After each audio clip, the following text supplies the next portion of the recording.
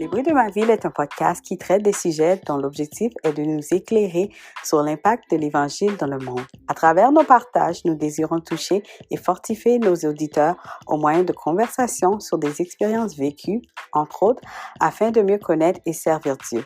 Préparez-vous à être illuminés et à entendre le raisonnement des merveilles de Dieu.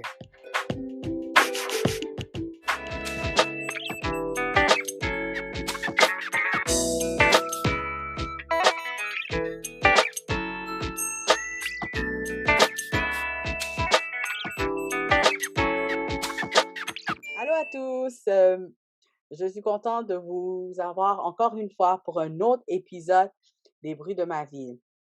Donc aujourd'hui, on va parler de communauté et comment l'impacter et surtout de musique. Aujourd'hui, mon invité est Stéphanie Orajo. Salut Stéphanie, comment ça va? Ça va bien, merci. Toi? Oui, ça va très bien, merci. Donc, merci d'avoir accepté l'invitation au bruit de ma ville et je suis vraiment contente de pouvoir échanger avec toi. Moi, la communauté, c'est vraiment quelque chose qui me tient à Mmh, cœur et aussi j'aime beaucoup la ouais. musique, donc je sais qu'on va pouvoir discuter de beaucoup de choses. Et aussi, Oui. je suis sûre que tu auras beaucoup à nous raconter peut-être de ton témoignage et de comment Dieu s'est servi de toi dans la communauté. Donc, pour commencer, parle-nous un peu de Oui, toi. je suis intervenante communautaire, dans un office d'habitation, sur le côté du Québec, à Gatineau. Mhm, Donc on s'occupe de tous les logements à prix modique et des logements abordables. Moi, mon implication là-dedans, c'est vraiment auprès des locataires, donc auprès de la communauté qu'on dessert. Sinon, je vais à l'église Source de Vie. Je suis une worship leader, comme on va parler de musique, donc je trouve que c'est pertinent que je le dise. Sinon, c'est pas mal ça. Je m'implique à l'église, je travaille sur divers projets. Donc, en gros, c'est pas mal ça, là. Oui, super. Donc, on va dire ton parcours, est-ce que tu as grandi dans une famille chrétienne ou tu es venu à Christ à cause de, on va dire, des amis ou des gens dans ta communauté? Comment ça a commencé? Ben, en fait, je viens d'une famille chrétienne. J'avais 5, 6 ans environ, c'est là que mes parents ont commencé, à aller à l'église. Donc, j'allais à l'église avec mes parents. J'aimais ça parce qu'il y avait d'autres enfants là-bas, tout ça, mais sinon, tu sais, j'avais pas vraiment une relation avec Dieu, donc j'allais là pour le social, si on peut dire, là. Mhm, Sinon, plus que je grandissais, plus que je devenais consciente de qui était Dieu, mais encore là, comme il y avait pas encore l'aspect de relation avec Dieu, jusqu'à temps le début de mon adolescence, là, vers 13, 14 ans, que c'est vraiment plus là que je me suis dédiée à Dieu, puis que j'ai vraiment consacré plus de temps dans ma relation avec Dieu. C'est lorsque qu'on a aménagé à Gatineau. ok. Parce qu'avant, on habitait dans le coin de Montréal, on allait dans une église portugaise et tout. Donc ici, j'ai commencé à aller à l'église Source de Vie. Mais mes parents, à un moment donné, ont décidé d'aller dans une autre église et moi, j'ai pris la décision à 14 ans de rester à Source de Vie parce que je me suis dit que je me sentais plus appelée à rester dans cette église-là. D'accord, Fait d'accord. que c'est vraiment là que j'ai pris comme pris le côté le sérieux de m'impliquer dans ma relation avec Dieu. Puis on sait tous, durant l'adolescence, on cherche toujours un peu. J'étais vraiment dans cette phase-là. Fait que c'est une chance que j'avais Dieu parce que je sais pas, peut-être que je serais tombée dans le monde de la drogue ou qui sait, mais je veux dire, là, j'invente, mais Dieu a vraiment eu un impact important dans mon adolescence puis dans mon identité parce que je me cherchais beaucoup là, dans, dans qui j'étais là, dans Hmm. mon parcours avec Dieu. Là. Oui, est-ce que quand tu étais, plus jeune, on va dire, adolescent, adolescente, près de l'âge de devenir une jeune adulte, est-ce que ta foi était encore forte ou est-ce que tu étais quand même influencée par, on va dire, les choses de ce monde? En fait, j'étais vraiment timide comme adolescente, donc je me suis pas, aventurée trop, je te dirais, dans les choses de ce monde, mais j'étais vraiment,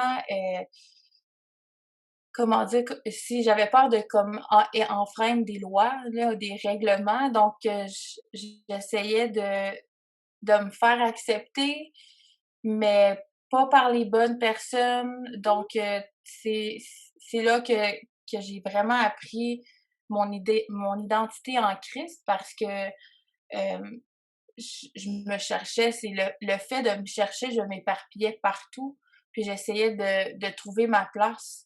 Puis ça l'a pris beaucoup de temps avant que je sois comme à l'aise d'être où je suis, dans la saison où je suis et de comprendre pourquoi je suis dans cette saison-là. Donc, je me suis pas trop égarée, mais je pense que c'est plus au niveau de la santé mentale que ça a été, un défi là, au courant de comme mon adolescence et même jeune adulte là. Oui, d'accord. Wow. Je sais que maintenant, de nos jours, beaucoup de jeunes, on va dire, se posent des questions, soit à propos de, on va dire, la vie, Mmh. des circonstances ou même des saisons. Comme tu as parlé de quelque chose que même moi, parfois, je pense, je dis, oh, on est dans une saison. Il y a des saisons Mmh. qui commencent, il y en a d'autres qui finissent. Donc, mais Dieu, au travers des saisons, je vois que Dieu est toujours fidèle, même quand Mmh. il y en a des difficiles. Donc, après ça, tu as passé à l'âge jeune adulte. Est-ce que tu es allé au cégep, c'est ça? Oui, j'étais allée au cégep. D'accord. Et puis, tu as fait des études en travail social. Pourquoi tu t'es lancée dans cette discipline? Est-ce qu'il y a quelque chose qui t'a interpellé ou tu voulais juste, on va dire, changer le monde ou impacter ta communauté? C'est quand même drôle comment je me suis retrouvée, dans ce programme-là parce qu'avant d'aller, au fond, j'ai étudié à la cité collégiale, Oui. puis avant d'aller là-bas, j'étais au cégep, de l'Outaouais, sur le côté du Québec et j'étudiais en cinéma et médias de communication. Aucun rapport avec le travail social. Ouais, ouais. Donc je suis passée, comme on dit, du coq à l'âne, mais hem j'ai depuis que j'étais toute jeune, j'avais toujours ce sentiment de vouloir, aider les personnes. Donc, à un moment donné, j'ai pensé être avocate, infirmière, toutes des métiers qui ont un contact avec quelqu'un puis qu'on donne de l'aide à des personnes. Mais, on dirait que j'avais jamais trouvé, qu'est-ce qui fitait avec moi là, Mhm. dans comment aider les personnes, mais j'ai fait mes recherches, puis j'ai trouvé le programme, puis ça m'intéressait de voir, puis j'ai vraiment comme fait confiance à Dieu parce que on sait que les études, ça c'est pas c'est pas gratuit, donc je me suis dit: «OK, je vais faire un pas de foi, puis je vais m'inscrire», puis Dieu a vraiment pourvu tout le long de mes 2 années au collège là, parce que par moment, je me demandais comment j'allais faire pour payer ma session ou payer mes livres ou des choses comme ça. Mais c'est vraiment parce que je me sentais pas encore à ma place en étant en cinéma et médias de communication. C'est quand je dis que je me cherchais vraiment. Puis quand j'ai commencé le programme puis que j'ai gradué, c'est la première fois que je me sentais à ma place puis que D'accord. je me Mhm. disais que Dieu était comme: «OK, oui, tu es à ta place, tu es dans le bon chemin», genre. OK. Et puis, est-ce que pendant ton programme, tu as pu faire des stages, pour voir vraiment, le milieu? Oui, j'ai fait, 2 stages, mon premier stage, c'était un petit stage, là, c'était une journée de semaine, puis je l'ai fait, dans un organisme, qui aide les personnes avec, des déficiences intellectuelles. Mmh. C'était un défi parce que pour moi, c'est pas dans notre domaine, on dit clientèle, là, mais c'était, des personnes avec qui que j'interagissais pas vraiment beaucoup avant d'être en travail social. Sinon, après mon deuxième stage, c'était avec les personnes âgées que j'ai vraiment aimé. Mmh. Donc j'animais des activités, on aidait à l'épicerie. C'est comme un côté, tu sais, qu'on aide, mais plus, moins profond, là, je dirais. C'est vraiment dans les tâches du quotidien, là, qu'on aidait les personnes âgées, là. D'accord. Oui, mais ça, c'est 2 stages, très intéressants. Mmh. Donc, quand Oui. tu oui, quand tu dis, par exemple, que tu es intervenante communautaire, qu'est-ce que ça veut dire, vraiment? Comme nous autres, on entend intervenant, on dit: «OK, est-ce que» bon, en tout cas, pour moi, je sais que quelqu'un qui est intervenant, c'est quelqu'un qui intervient quand il y a une situation, mais au Oui. niveau de la communauté, comme dans ce rôle-là, vraiment, comment est-ce que tu touches la communauté? J'ai dit, au début, là, on moi, je travaille dans une office d'habitation pour, le logement primodique. Donc, nous, ce qu'on fait, c'est qu'on s'implique auprès, de nos locataires. Mmh. Donc, on essaye de créer une vie communautaire en faisant des activités avec eux, en apportant des ateliers de sensibilisation sur divers sujets. Puis aussi, c'est jamais il y a des choses le fun, dans le communautaire, Mmh. mais des fois, il faut intervenir dans des situations difficiles, comme des personnes, ils payent pas leur loyer parce qu'ils ont consommé, de la drogue, puis ils ont mis tout leur argent là-dedans. Donc c'est de les accompagner vers les bonnes ressources, là. Moi, mon rôle vraiment, là, c'est ça, de faire de l'accompagnement ou les diriger vers les bonnes ressources ou d'essayer de comprendre qu'est-ce qui s'est passé, comment que la personne s'est rendue là. On fait beaucoup de choses, on travaille sur divers projets, non seulement avec l'itinérance, là, on a comme un projet avec la ville, puis d'autres, partenaires, qu'on qui travaillent ensemble pour, reloger des personnes qui sont, itinérantes. Fait qu'il y a plein de petits projets comme ça Mmh. de comment on s'implique, là, avec la communauté. Là, on essaie de les diriger pour que leurs besoins de base soient, comblés. Au fond, là, c'est vraiment ça dans mon rôle à moi, là, particulièrement, là, c'est ça, c'est de combler les besoins de base comme la nourriture, un toit, tu sais, c'est ça. C'est ça. Et puis, dans ton milieu, quels sont les enjeux qui te touchent le plus? Donc, en voyant toutes les situations, quels sont les enjeux qui te touchent le plus? Je dirais ce serait ceux, en santé mentale, parce que je trouve que la santé mentale, c'est tellement relié aussi avec la spiritualité, avec Dieu.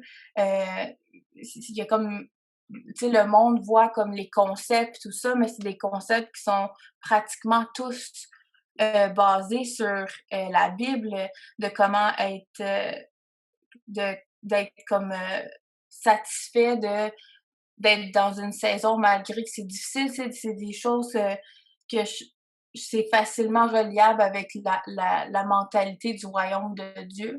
Mmh. Donc moi, c'est quelque chose qui me touche parce que j'ai beaucoup de dossiers que c'est la santé mentale, faut faire attention à ça, puis l'intervention peut être difficile, puis ça peut venir me chercher sachant que, tu sais, moi aussi, j'ai déjà vécu des trucs par rapport à ma santé mentale hem, que je trouve que ça devrait pas être un sujet tabou, non seulement D'accord. dans la communauté, mais aussi dans la communauté chrétienne, là, ça devrait pas être un sujet tabou, puis qu'on devrait, en parler ouvertement, là. Oui. La plupart des gens, que tu connais ou que tu as vus dans le milieu, la plupart des gens, est-ce que tu penses qu'ils ont été peut-être affectés par des traumatismes de vie qui fait qu'ils ont peut-être, ils sont affectés par la santé mentale? Mmh. Oui, en fait, là, on voit de toutes sortes, des personnes qui ont été victimes, de violences conjugales, des enfants maltraités, les personnes en itinérance, il y en a que il y en a à panoplie, là, comme on le sait. Il y en a, c'est la consommation de drogue qui dégénère, des tentatives de suicide. Fait qu'on voit vraiment beaucoup de choses, puis veut pas, notre travail, c'est qu'on voit souvent la détresse à chaque jour. Heu, Puis honnêtement, pas été chrétienne, ça je pense que ça aurait été très difficile pour moi de gérer ce travail-là parce qu'une chance que j'ai Dieu, parce que la détresse qu'on voit chaque jour, c'est difficile à à s'imaginer à quel point du monde peut souffrir, dans la communauté, là, dans notre entourage, là. Mmh. Mais comment je voulais poser une question comme dans une journée typique, après une journée de travail, comment tu on va dire que tu fais pour, bien vivre, tu vois? Comme mieux vivre. Je sais que une fois qu'on quitte le travail, il faut quand même quitter certaines choses en Ouais. arrière. Heu, on va dire après une journée de travail, comment fais-tu quand tu rentres à la maison? Qu'est-ce que tu fais pour pouvoir digérer certaines choses? Mmh. Ça a été un défi au début, là, quand j'ai commencé à travailler, dans le domaine parce que c'est ça, je ramenais des choses à la maison puis c'était lourd mentalement, mais ce que j'ai appris, c'était vraiment de prendre un temps puis avec Dieu après le travail, que ce soit 5 minutes ou une demi-heure, que ce soit quand je reviens dans la voiture, je mets de la louange, puis je remets vraiment comme toutes les situations que j'ai vues entre ses mains. Puis, tu sais, de me donner la sagesse aussi d'intervenir dans ces situations-là parce que, hem, il faut comme des fois, faut pas, si on fait une erreur, ça peut tout changer, mais, c'est vraiment ça, de remettre tout à Dieu, de vraiment d'être intentionnel dans cette action-là, de vraiment faire comme: «OK, je te remets tout, Seigneur, apaise-moi, puis comme donne-moi la force de, tu sais, d'intervenir dans ces situations-là». Oui. Et puis, comment as-tu vu la main de Dieu? Comme tu parlais de Mmh. prière et tout. Comment tu as vu la main de Dieu agir pour toi pendant les dernières années dans ton milieu de travail? Est-ce qu'il y a on va dire, des situations où tu as vu: «Non, ça c'est pas humain, c'est Dieu qui a agi pour moi». Mmh. Ben, je pense à une situation là, c'était à mes débuts là, à cet emploi-là. On a on appelle ça des dossiers de perception. Donc au fond, c'est des personnes qui ont pas payé leur loyer, ont été à la régie du logement. Nous, on reçoit un jugement, soit, d'éviction, ou que les personnes viennent payer leur solde. Puis j'avais un dossier que la madame, elle avait un gros, gros solde à payer. Puis généralement, comment qu'on fonctionne, on peut faire des ententes de paiement, mais Mmh. quand les personnes ont des gros soldes, il faut qu'ils payent un montant de base et après, le restant de faire un entente de paiement avec nous. Mais ce qui a été demandé, ben madame pouvait pas, honorer ou accepter cette entente-là. Elle pouvait pas payer le montant de base. Puis là, moi, j'essayais de travailler beaucoup avec elle puis avec son travailleur social pour arriver avec une contre-offre un peu, pour, à la directrice, du département.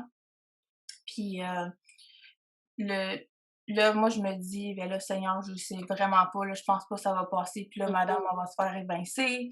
Puis là, comme je suis nouvelle dans le le Dans le domaine, fait que là, milieu, oui. je capote un petit peu parce que je suis comme: «OK, ben, comment je vais faire ça?»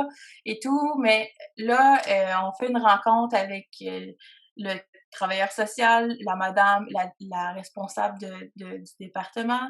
Puis là, on commence à parler, puis la madame explique son processus parce que madame a aussi des problèmes de santé mentale et de consommation. Donc, on t on discute, elle explique sa situation, puis je sais pas, je sais que c'est Dieu, mais il y a eu comme un switch, puis la responsable, elle a décidé d'accepter la contre-offre.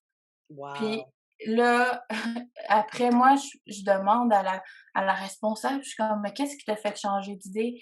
Elle est comme: «Je sais pas, d'habitude, j'accepte jamais ça, mais j'étais touchée, donc j'ai décidé d'accepter la contre-offre là d'entente de paiement». Puis là, j'étais comme: «Waouh, ben merci». J'étais vraiment, émerveillée, puis j'étais comme: «Merci Seigneur parce que tu as agi dans cette situation-là».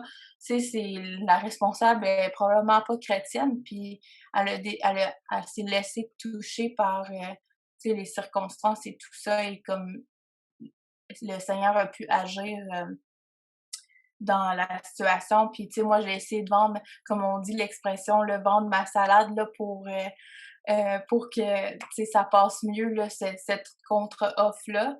Oui, Mais j'ai vraiment vu la main de Dieu là-dessus parce que c'était, ben, d'habitude, il aurait pas accepté ça, là. oui. Donc, ben, Dieu, comme on dit, Dieu pourvoit pour tous. Donc, Mmh. Dieu a pourvu pour cette personne, tu vois? Oui. Donc, je voulais savoir, maintenant que ça fait, quelques années que tu es dans le milieu, tu as grandi, hem, quand tu regardes en arrière et que tu regardes maintenant, quel changement vois-tu? Comment tu as grandi? Comment tu as mûri? Comment tu regardes les situations? Je dirais que j'ai beaucoup plus confiance en moi dans mes interventions, puis, j'ai remarqué que j'avais beaucoup plus de, je suis capable de décerner comme des situations, facilement ou de voir c'est quoi le besoin, de cibler les besoins prioritaires parce qu'il arrive des fois qu'on a des, dossiers multi-problématiques. Donc c'est de cibler qu'est-ce qu'il faut faire en premier et tout ça, puis honnêtement, c'est vraiment, une grâce de Dieu là parce que, ça peut être un peu, là, désolée du terme, anglais, mais overwhelmant, Mmh. de comme de voir une situation, puis ça vient te chercher émotionnellement aussi. Mmh. Donc c'est vraiment, que Dieu me travailler, me façonner à bien recevoir ces situations-là et d'être solide dans mes avec lui pour intervenir dans ces situations-là, ce que j'étais beaucoup moins au début là, quand j'ai commencé à travailler dans le domaine, là. D'accord, waouh, waouh, vraiment, il y a eu une évolution. Oui. Et puis, je voulais savoir, en tant que chrétien, comment pouvons-nous faire la différence dans notre communauté? Même si on travaille pas, on va dire, avec la communauté, mais comment pouvons-nous faire la différence? De ton expérience, comment pouvons-nous faire la différence en tant qu'individu lorsqu'on rencontre peut-être des gens dans des situations difficiles? Mmh. Moi, j'ai toujours dit que c'est toujours par les actions qu'on fait, hem, puis l'écoute aussi qu'on donne aux personnes parce que, hem, tu sais, des fois, en tant que chrétien, on se dit: «On devrait pas se tenir avec certaines personnes». Tu sais, il faut aucunement adopter le même comportement, mais je pense que ces personnes-là ont quand même besoin d'être aimées, puis nous, on a eu la grâce de recevoir l'amour de Dieu, mais cet amour-là, c'est pour tout le monde. Donc, je pense que ça fait partie de notre travail en tant que chrétien, si je peux le dire comme ça, de de déverser cet amour-là que nous, on a reçu envers les autres personnes. Donc, hem, moi, c'est ça, c'est de tu sais, d'aller vers si vous voyez quelqu'un qui est dans la rue, puis une personne, âgée qui veut traverser la rue, ben, aider la personne. Je pense que c'est vraiment dans ces actions-là, dans des actions vraiment, attentionnées envers une personne que ça peut faire toute la différence, là, dans la vie d'une personne. C'est ça. Non, ben, c'est ça, on vit tous en communauté, donc Mmh. il faut essayer de s'entraider, donc de Exact. vraiment montrer l'amour de Jésus. On n'a pas Mmh. besoin de dire: «Oui, je suis chrétien, oui, je Non, suis c'est ça. chrétienne, hey!» tu sais, à crier, puis tu sais, mais Mmh. vraiment par nos actions, les Exact. gens peuvent voir que nous sommes différents. Exact. Oui. Donc, je sais que tu es passionné par beaucoup de choses, la musique surtout. Donc, comment Oui. cela a commencé? Ah, c'est vraiment une longue histoire que je vais essayer de dire, en en très peu de temps, mais, j'ai commencé à jouer de la guitare quand j'avais peut-être 8 9 ans. Mes parents m'ont inscrit dans un cours, de guitare, acoustique là, à l'église où que j'allais dans le temps. Mais ce qui est drôle, c'est que moi, je voulais rien savoir de jouer de la guitare, je voulais jouer du violon. Mais, j'ai quand même fait mes cours de guitare et mes parents se sont vraiment assurés que je pratique à chaque jour pour que je développe bien, l'apprentissage et tout. Puis, après, j'ai arrêté pendant quelques années de jouer de la guitare, quand j'étais au secondaire. Mais j'ai recommencé à jouer vers la fin de mon secondaire Mais quand j'ai commencé à vraiment m'impliquer dans la louange à l'église, là, c'est vraiment anodin, mais j'ai participé à un concert de Noël, puis je faisais partie de la chorale. Mais tu sais, c'était juste pour le spectacle de Noël. Mais après, j'ai su que j'étais dans le groupe de louange, puis j'étais comme: «Ah, OK!» C'est vraiment comme ça que c'est arrivé. Donc, j'ai commencé à chanter dans le groupe de louange le dimanche matin, puis, j'étais comme je me demandais qu'est-ce que je faisais là, puis j'ai juste comme je me demandais, je suis comme: «Seigneur, c'est-tu vraiment ma place de comme de rester de chanter pour toi?» tu sais? Puis, tu sais, pendant longtemps, quand j'étais jeune, j'avais beaucoup des rêves que j'étais sur un stage, puis j'apportais de la musique à du monde. Mhm. Mais, tu sais, pour moi, c'est un rêve, puis, tu sais, des fois, tu y repenses pas, là. Mais j'ai commencé à chanter dans la louange, puis là, dans la jeunesse, Marianne, là, qui est encore à notre église, là, elle a découvert que je jouais de la guitare, fait qu'elle a commencé à me faire jouer, dans le groupe de louange, le vendredi, là, à la jeunesse. Fait que c'est comme OK. ça que j'ai un peu, rentré dans la louange que je le veuille ou pas, dans le sens que quand Dieu appelle quelqu'un, il va faire tout ce qui est dans son pouvoir pour faire comme: «Ça, c'est ton appel, vas-y». Donc c'est de même que j'ai commencé, puis j'ai vraiment évolué parce qu'au début, chanter et jouer de la guitare en même temps, j'étais pas capable. Maintenant, je lis de la louange, puis c'est ça, je vois vraiment que Dieu m'a donné, la grâce, m'a donné ce don-là pour, apporter la louange à son peuple. Fait que pour moi, je suis tellement reconnaissante. Puis des fois, je me dis: «Ça se peut pas que comme j'ai cette place-là dans l'appel pour apporter le monde dans sa présence». Fait que c'est des fois, pour moi, c'est surréaliste, que je fais ça, mais j'aime tellement ça, le servir, de cette façon-là ou puis de d'autres façons aussi, mais il y a une place, spéciale dans mon cœur, pour la louange, là. La louange. C'est Ouais. ça. Et puis, je sais qu'il y a eu un collectif qui avait été créé et mis en place. Mmh. Je sais pas si je vais bien le prononcer. Est-ce que c'est FNI ou F&E Musique ou On dit FNI musique, ouais. FNI Musique? Donc oui, Ouais. je voulais savoir comment ça a commencé. Est-ce que vous faites encore de la musique avec ce groupe? Ben, en fait, le oui puis non, là, c'est, quand on peut, on se rencontre puis on essaie de jouer ensemble puis de composer de la musique. Mais comment c'est parti? C'est parti d'une conversation, alentour d'une table au Benny et compagnie. Mhm, Heu, donc, on a juste commencé à partager, un peu nos rêves puis nos visions par rapport à la louange, tout ça. Puis de fil en aiguille, on a commencé ben, à créer ce label-là. Donc, puis on a invité des amis avec qui qu'on jouait, souvent là, ben, encore aujourd'hui, on les voit puis on joue, avec eux, mais qui se sont impliqués là, dans le label. Puis le but du label, c'est vraiment, c'est pas comme un groupe de musique, mais c'est d'inviter des musiciens et de tu sais, de n'importe où, de jouer puis de composer de la musique francophone et anglophone parce que le but de FNI, c'est de vraiment toucher la francophonie et ben, aussi les Anglais au Canada ou la francophonie ailleurs aussi, là.